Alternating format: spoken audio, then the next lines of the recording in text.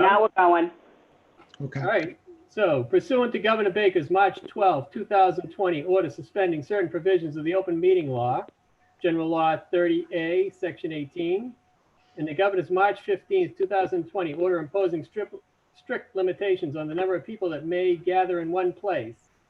This meeting of the Southborough Housing Authority will be conducted via remote participation to the greatest extent possible. Specific information and the general guidelines for remote participation by members of the public and/or parties with a right and/or requirement to attend this meeting can be found on the Town of Southborough's website at https://www.southboroughtown.com. For this meeting, members of the public who wish to watch or participate in the meeting may do so in the following manner by finding the meeting at https://www.southboroughtown.com/remote meetings. No in-person attendance of the members of the public will be permitted, but every effort will be made to ensure that the public can adequately access the proceedings in real time via technological means. In the event we are unable to do so, despite best efforts, we will post on Southborough's website an audio or video recording, transcript, or other comprehensive record of proceedings as soon as possible after this meeting. All right, great, thank you. So, who's Nancy? You call the meeting to order? Is that who does it? Am I what? I can hear you, but I can't see you. I think you call the meeting to order now, as chair. Oh, well, oh, I didn't print those things. Okay, we'll call the meeting to order. We need to do the executive. Right, so the first item on the agenda that was published is review and approval of minutes. Oh, here you go. I found you. There you go. So Okay. that would be the minutes from February 19th, 2020. Oh, so, right. The one that's February 19th, is that the one we're looking at? Yes. Okay, do we have an approval of the minutes from February 19th? I'll make a motion to approve the minutes. I'll second. Good idea. Okay, All in favor? we have Aye. to do a roll call. Oh, All right, Alex, aye. Bob, Yes. and that's me.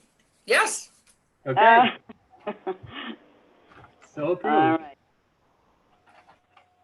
Then the next thing is I don't have an agenda in front of me. Tell me the next thing on the agenda. The next thing is report of the executive director. Right. Oh, see, I jumped ahead of that. Then we have the report of the executive director. All right, so I guess this is the way of the future. I better get a microphone and camera on my computer at work. So, all right, well, basically, I'll start with just some basic business, and then I'll tell you a little bit more about some other things to do with what's been going on around here. So, I finally did lease up Quarterville Road. I'll be happy to say, last week, put tenants in there. Still waiting just for them to do some reseeding in that backyard and for the town to pave the driveway, but there is a family in there from town with 2 children. And then I have one vacant unit here at Colonial Gardens that I just pulled a list for. DHCD does still want us to lease up units with social distancing if we can do it, so I am still doing that. Let's see. So I think if we can get some votes, did everybody get the stuff that I sent you for the votes? I have 2 change orders for Quarterville Road, and then I have an approval for the contract to get the roof paved over on Framingham Road. So also is what's being allowed is you can continue with outside construction work. You just can't do anything that's inside. So that's why the roof project did continue to go out to bid, and we can go ahead with the roof project. So if we start with that, you'll see that the project was estimated at, it went out to bid for $23,000 for that roof, and the lowest bidder came in at $14,350. Kid Luco of Worcester, Mass. So they have, the ARCAT team has checked out their references, they have checked out. So I need an approval to approve the lowest bidder for the Framingham Road for $14,350. You have a motion for that? I'll make a motion to approve the Framingham Road roof replacement number 277038 at $14,350. Seconded. Do we have approvals, Alex? Aye. Bob? Aye. And Nancy says yes. Okay. So it carries. That's a good Well- savings. It's a huge savings. Okay, so this is where we don't have a savings, but under the Corderville Road, if you see, there's two change orders with a description of the work. I told you that it ended up, it went from, I think, originally, let's see, we started at 30-something, and it's $89,000. It ended up as, it is being paid for under capital money. But nonetheless, the first change order was for $8,024.87, and that was for all the additional. They did a whole bunch of insulation and stuff like that in the basement. The basement looks amazing. It's completely water-free now. They repainted, putting a brand new insulation, all that kind of stuff in there. So it really looks good. So that's $8,024. If you can see the second page, they ended up just putting all brand new insulation in there. And then the last one was the second change order was for additional excavating. There was also there was like this dip in the driveway that was caving in. They had to dig it out and they redid it. Because of the pipe. Why are we paying for that when that could have very well been caused by those people parking while they did Main Street project? I don't know. They seem that. I guess I'm not 100% sure. You could be right, Nancy. I don't know. They kind of assumed it was a lot from the excavating. They ended up having to rip the stairs out too, They piled a whole lot of dirt and a whole lot of stone and a whole lot of machinery was going back and forth and back and only because I live next 2 doors down. But there was a whole lot of machinery that could have caused every bit of that. I'm trying to think of which from left side of front. I'm trying to see which side of that is on that second change order, that part in the driveway. If it's. It says saw cutting of driveway, number 2. It said it was to put a pipe in.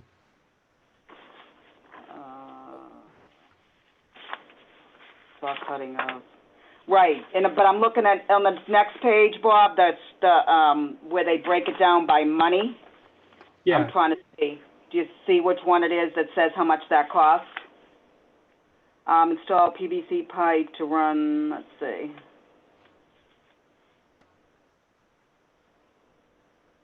Looks like it's $3,000. Yeah. Cut asphalt to run opening to allow drainage away from house. Yeah.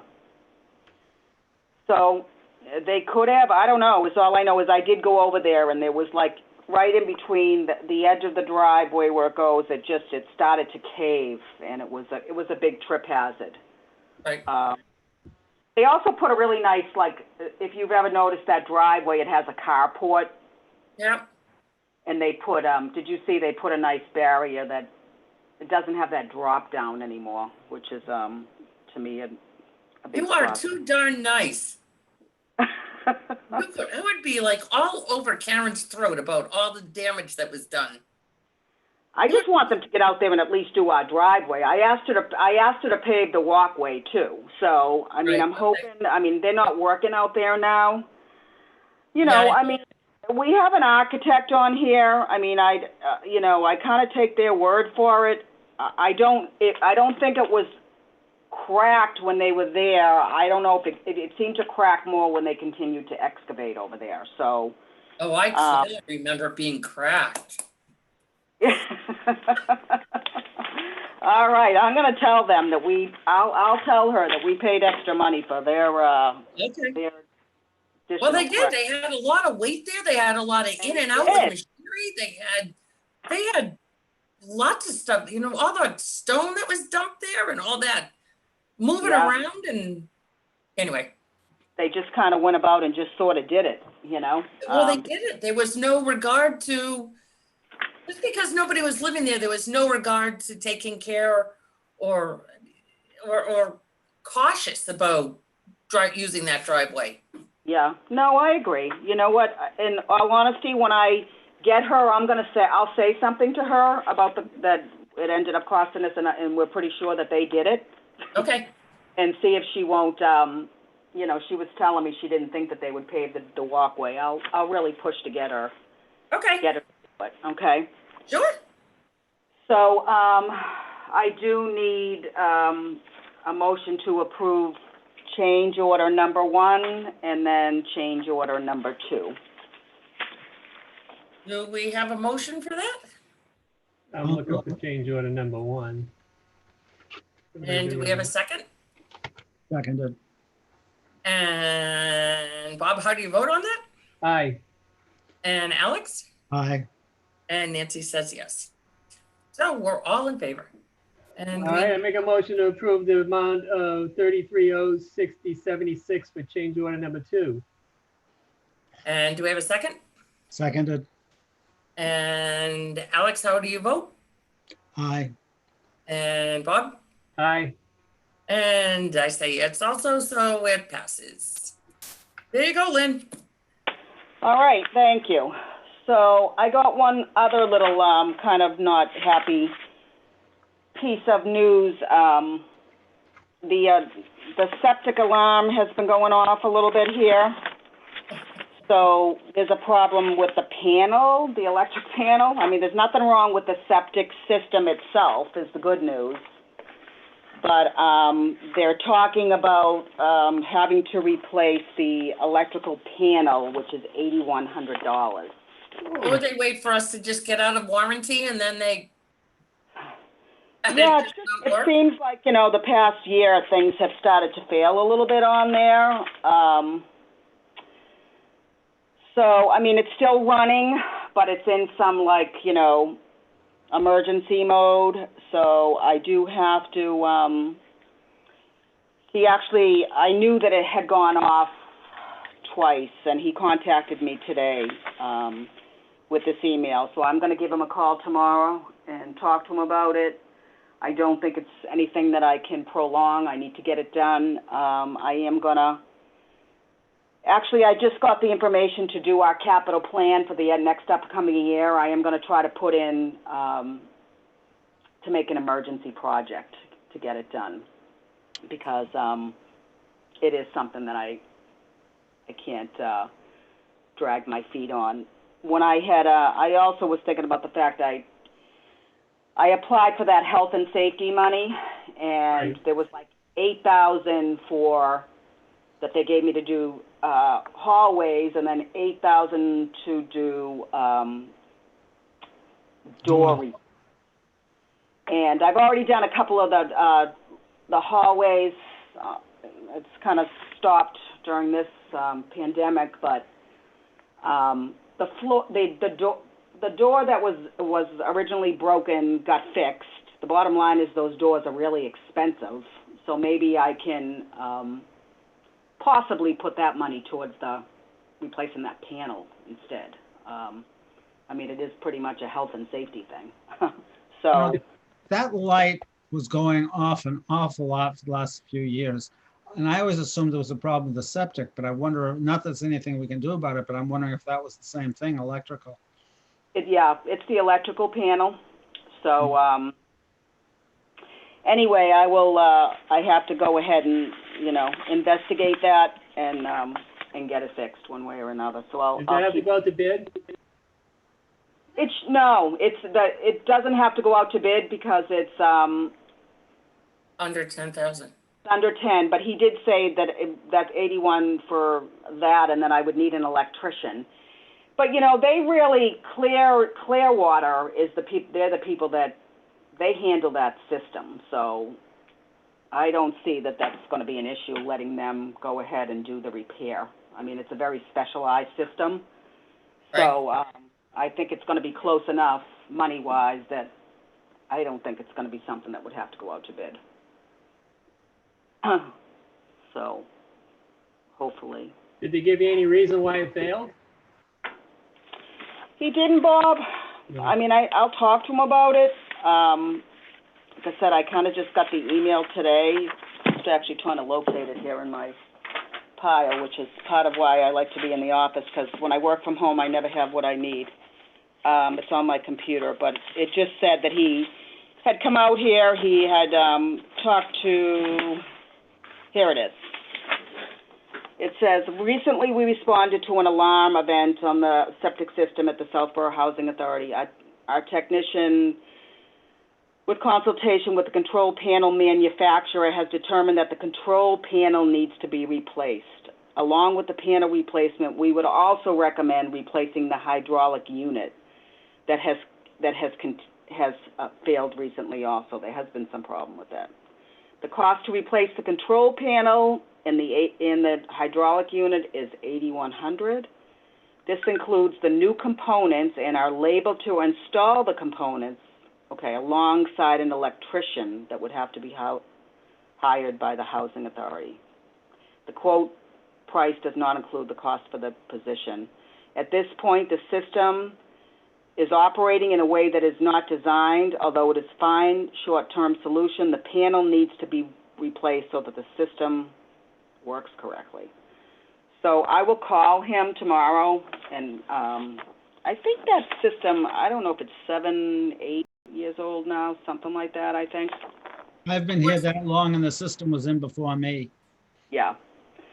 Seems like it was kind of just put in yesterday, but it's been in there for a little bit. Might even be closer to 10 years. I'd say let's just get a breakdown, because it might be the panel is not that expensive. They're just replacing it, and the other thing is what's expensive. The hydraulic, you mean? Yeah, right. Okay. All right, I'll get a breakdown and see what's what.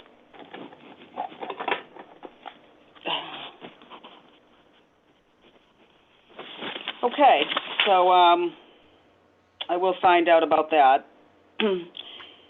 So as far as everything here, so like I said, I do have to put in for the new capital plan. I'm still doing everything overall that we're supposed to. Tony has actually been here every day, all day. My other people in Northborough, to be honest with you, are not. They don't want to be there. They kind of come in and they do some things. They clean and all that kind of stuff. But he just continues to work. He wants to. So, I've shut everything down. I've shut the community room down, which is what, DHCD, sends out public housing notices every day. They kind of change their mind what they want us to do and not want us to do. They tell us to social distance, but they want us to lease up units. They want us to work from home, but they want us to have office hours. So I'm doing that. We have office hours, I think I told you, 2 days a week, but I don't let tenants in. I just, tell them to call, or sometimes they do come to the door. I try not to open the door, but I do communicate with them, and they can reach us. I also, like I said, I've given them my email. I do get emails from some of them. Overall, everybody is is abiding. There's a few that don't. We have kind of, and the ones that don't just make others nervous. So overall, things are going okay. But I did get a call on Saturday that we have a positive case in the development. So DHCD had also asked that we notify people. I sent out a questionnaire at the end of the last week just asking people, and again, we kind of know what's going on with the people here because, you know, Tony's around, I'm around, and we know overall that everybody is okay. But I'm just saying, you know, do you have everything you need? Are you able to get your groceries? You know, do you need assistance in some way? And then one of the questions is, if you test, you know, can you please let us know if you test positive for COVID? If you do test positive, can we release the information to other people in the development without giving your name? So those went out at the end of last week. I've gotten a ton of them back. Most people have said okay. A couple of people have said no. This man has not returned his. So his daughter told me that it was okay, but legal DHCD tells me that that's not good enough, that I need permission from the tenant themselves to let anybody know. I did contact the Board of Health.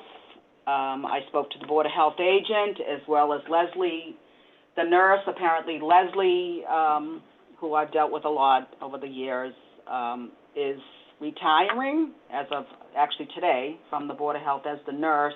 She's still the nurse for the senior center, and there's a new girl that just took over. So basically I was told just to kind of take my instruction from them. I was a little bit relieved. I was kind of a little bit nervous over the weekend because these particular people are a husband and wife. He tested positive. He goes in and out daily for dialysis to the hospital. And the wife has serious dementia and a dog. So she wanders around the development with the dog. So I was kind of, to the daughter, I'm like, okay, you know, she was very nice. Very cooperative. She said that she was going to try to get another family member to take the wife with the dog. Neither one of them really, both of them kind of have, she has severe dementia and he has a little dementia. And he is somebody that I have witnessed who doesn't social distance very well. So I was concerned. But the good news was that on the positive, they've been out of here since Saturday evening. Right, but the news that I got today is that he's coming back. Oh. She's not here. He's coming back. I actually spoke to somebody from Metro West today. They retested him. He got tested a week ago, and according to them, and according to the Board of Health, once somebody is tested, they only have to quarantine for 7 days, and it's been 7 days, and he can come back here. My understanding was that it was 14, but, I mean, I don't know. PBS has been saying 14 days for it to show up. So, yeah, I don't know, but she was pushing, so at this point, kind of, you know, I want to make sure that everybody remains safe, obviously. They haven't been here. But I'm just going to have to, you know, see. She was still trying to, she wanted him to go to rehab for like the daughter did for another week, because he still has to go in and out to go to dialysis, and she doesn't know that she feels that he's clear at this point, and, you know, and she said she's afraid that he's going to come in and out of here, get his mail, and not, because she said he doesn't seem to really understand. So that's where I am right now. It is the first positive case that I've had. I haven't had any of my other housing authority either. And so I guess at this point, you know, the Board of Health's feelings were, you know, that it's not not beneficial to tell people that somebody has it, because it just creates a lot of panic, that they put it up on their website, that another, how many people have it and the age of the people that have it. I don't know, I don't know whether that's right or wrong. So I guess is what I can do, when he comes back, if he comes back, I can ask him straight out if I can release the information without giving his name. If he gives me permission, then I can do that. If he doesn't, then I don't think there's anything I can do. And I don't know if he's still contagious or not, but I just would hate to see him wandering around. What people have to get into their heads is every one of us, and I mean the four of us here, and everyone going could be positive, because none of us are being tested. Right. Right, exactly. You have to assume everyone's positive. Yeah. So, that's the situation. So he may come back. He may be back here by tomorrow, and I'll do what I can to kind of prevent any to do damage control as much as I can do. I can only do what I can do, I guess, with this, but overall it's been okay. And hopefully the wife is quarantining for 2 weeks, which still gives her another week, and I don't think they'll bring her back here, which is a good thing. And if he does come back, then hopefully he's going to social distance. And if he gives me permission, then I can tell that there's somebody in the development that tested positive, and maybe they'll be extra careful. And that's that.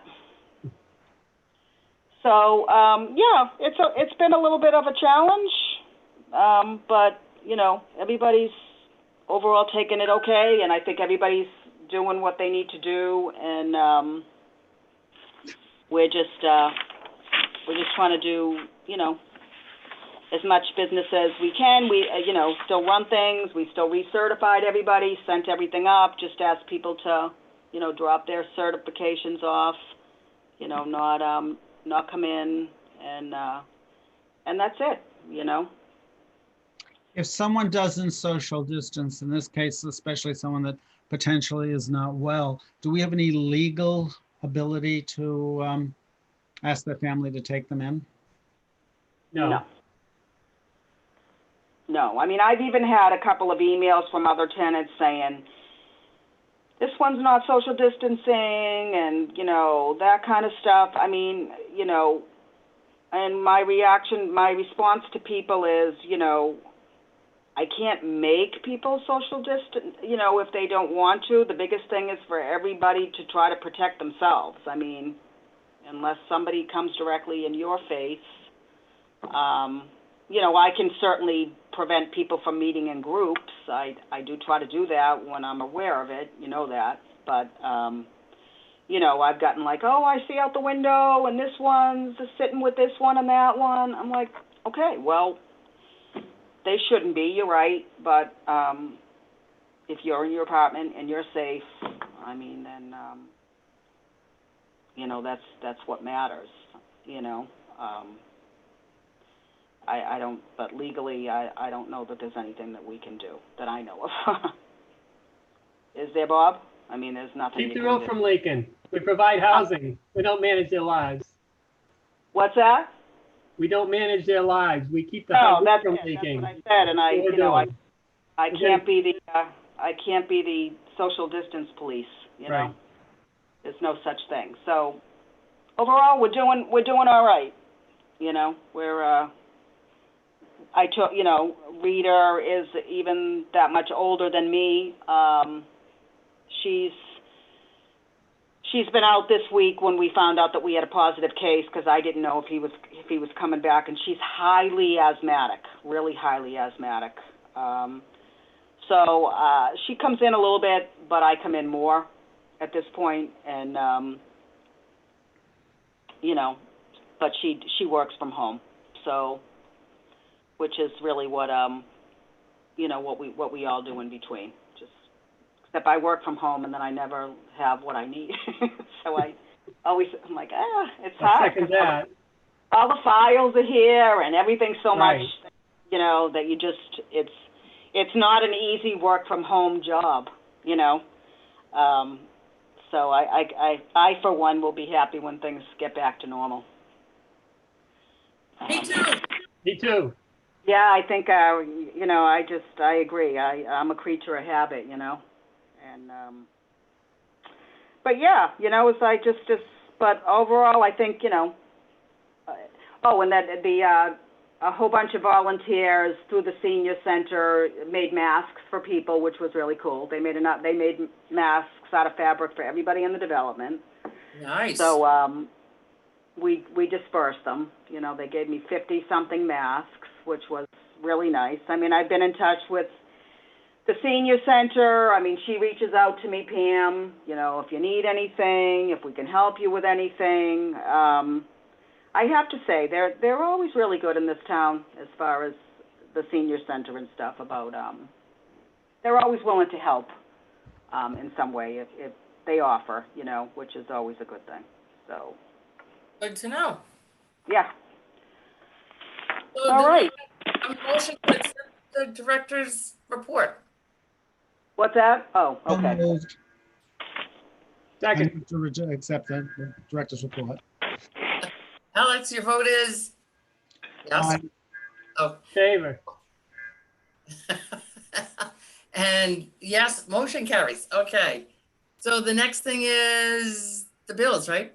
Yes. I move we approve $12,549.59 for the period March 1 to March 31st, 2020. Yeah, there's two sets of bills. I was gonna say, where's the 102? Okay, so we'll do that bill. All right, do we have a second for that? Seconded. This is so weird. Bob, you vote? I vote in favor. All right, and Alex? Aye. And I vote in favor, so that's a good thing. We all, motion carries. Okay, we need a, I'll now make a motion for the amount of bills from 4/1/2020 to 4/30 in the amount of $102,949.75. the 415. Oh, 430? Well, it's Yeah, definitely this says in the top. Oh, because you paid him in advance. There's two big bills on there to the contractor. They're not going out yet until I get the money from DHCD. I have the money for the first one for $31,000, but I just cut the other one Okay, just to have it. so we have a second? Seconded. And Bob, you vote, In favor. and Aye. and so do I, so we all agree that we can pay these bills. Motion carries. Okay. And the next is, because I can't find mine. Policies for review and approval. Okay, so I'm trying to amend the no smoking policy just because when I actually went to look at it for somebody that's violating it, Karen told me that I should have some kind of, I don't have anything as far as what I'm going to do, any kind of progressive discipline in there if somebody continues to smoke, like, written warning, oral warning, so forth. So I put some things on there, but I know that it's, I need to probably rethink it and change it a little bit. Bob had sent me some case that he had reviewed, and some of my language is probably not right in there. So I will, I had gotten this from somebody else that was using it, but there's some things. So Bob, you were saying that particular section of language needs to be added in there? Yeah, so for lack of a better explanation, the tobacco lobby funds groups that sue to block these no smoking policies.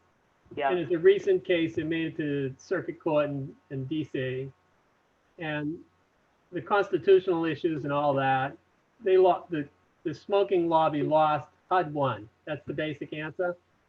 But the rationale for some of it made me look at what our rationale is on here. And I don't think it's quite strong enough, because it says on the purpose, it says smoking increases the risk of fire, blah, blah, blah. But we're not mandated by HUD. We don't have HUD money. Yeah. I can't find where DHCD mandated no smoking either. So as far as I'm concerned, it's the board's policy in this particular housing authority. Yep. I wanted the purpose statement to be why the board actually adopted this. And I had some language that said that it did it to improve air quality, benefit the health of the public housing residents, visitors, and staff, reduce the risk of fire, and lower overall maintenance costs. That language sort of came from Gene Kaposha out in Leominster, who was one of the first housing authorities to implement no smoking. Right. And what we have now kind of says that it increases the risk of fire, is likely to damage, blah, blah, blah. But it doesn't say, really the purpose was for us to improve the indoor air quality and to reduce the risk to our staff as well. It's like the people who worked in the bars that had to put up with all the smokers. Right. Right. So I think that if somebody challenges this in court and it's really just the board's policy, it should be a little bit more explained right in the beginning. Okay. So that was my amendment to that. And the other part was the bottom part. Yeah, I think when you say first offense, second offense, and third offense, there are people who will call every day and say, hey, Alex is smoking next door. Hey, Alex is smoking. Are we on the third offense by the third phone call? It's just, to me, it's not clear. Are these offenses? Are these complaints? What are these? Yeah.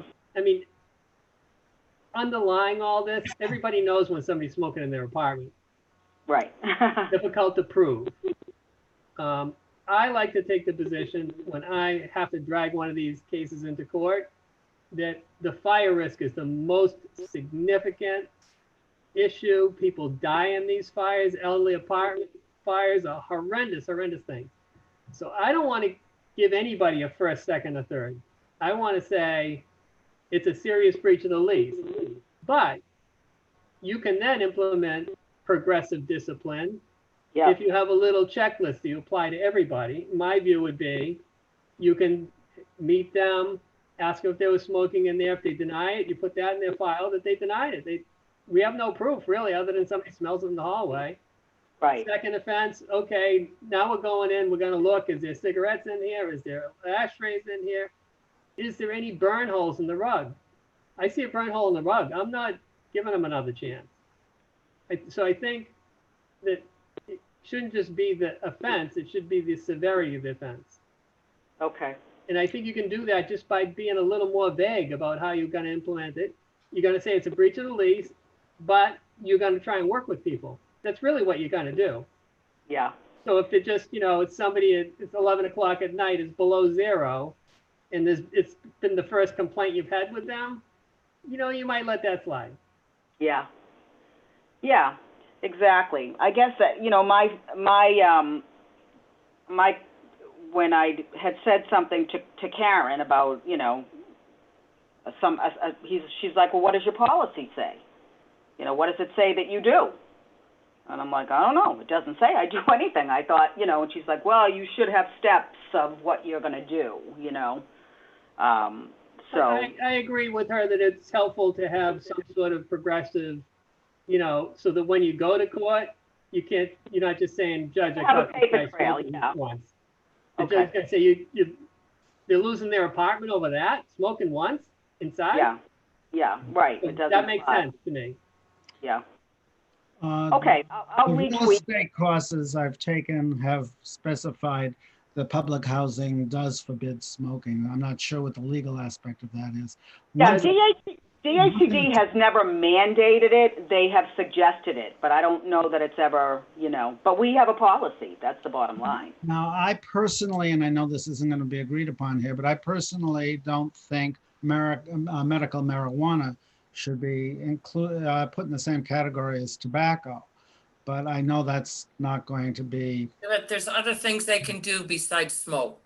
They can do jellies, they can do gloves, they can do so many other things. I've been told by friends that the jelly things don't work. Oh, they do, as many people. Not me, because I don't do that stuff. But I'll give you, it does. I just bring it up. I don't expect it to be. We were flying home from California one night, and my son had the worst case of diarrhea. And someone offered him a jelly, and it just relaxed his whole system. And he made it to 6 hours home. So it does. It's only from that experience. I don't have any personal experience on it for myself. That's the only stuff I know. But it's, I know these groups are going to just vote against it, but I hope in time. Why would you want to put that crap in your lungs? That's my question to all. Well, it's just that it's still smoke. Seems to be worse. Is and anything. It's smoke still and it smells. It smells. Yeah. And there's fire. That's the whole thing. There's fire. There's smoke. It causes damage. And the thing is, I mean, with marijuana, now that it's legal, they can go and smoke it outside, just like people that smoke cigarettes, right? That's a good point. They can go up to the bus stop. Yes. Right. Yeah, they can still smoke. It's legal. They don't have, granted, I know it's whatever. It's a good point. Stinks. Yeah. I'll make a motion that we defer action on the no smoking policy / lease addendum until we have another iteration of the policy. Great. Are you here next month, Bob? Yeah, as far as I know. Okay. I wasn't sure when your term was up. I don't know either. I'd have to ask the clerk. Yeah. Well, hopefully you got one more month. Okay. So I will revisit that and come up with another draft. I just didn't have a chance. All right. Well, I second the motion. Okay. Alex, are you in favor or no? I'm in favor of redrafting it. Okay. Yeah, so we'll I'm in defer favor it. as well. All right. We will wait. Motion passes. So we'll defer that to next month. Are there any other policies? Nope, that was my one and only this time. Okay, so the next thing on the agenda is any other business to come before the meeting. I don't have any. Anybody? Amen. None. Hope everyone's all well. Then I will make a motion to adjourn until the next meeting in May. Second. All right. Hopefully we'll be up and running. Otherwise, we're all experts now. So Right. yeah, I told you DHCD. I actually did I did two things. First, I did a group thing, and then I did a one-on-one with go-to meeting, which is what they were telling us to do for board meetings, which I don't really know what the difference is, but I'm happy to do whatever they wanted. So this worked, Good. All right. I don't think we had a second on the adjournment. Yeah. Second. I did. I second. Oh, We have to,